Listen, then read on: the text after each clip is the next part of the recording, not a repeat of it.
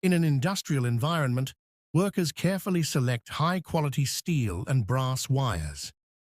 The materials gleam under the lights on the workbench, ready to be transformed into paperclips.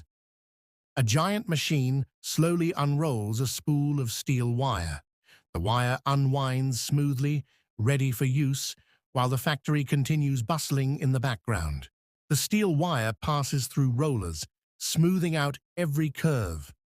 A straightening machine optimizes the wire's path, with every detail executed with remarkable precision. A worker uses a cutting machine to slice the steel wire into perfect lengths. The wire segments are neatly arranged, ready to become paperclips. The cut wire is transformed under the expert hands of a machine. With an elegant curve, each piece of wire takes the shape of a paperclip. The production line moves seamlessly forward. A polishing machine smooths each paperclip, giving it a brilliant shine. The metal surfaces are carefully inspected, and workers ensure every detail is flawless. The paperclips move through a coating machine, receiving a thin protective layer.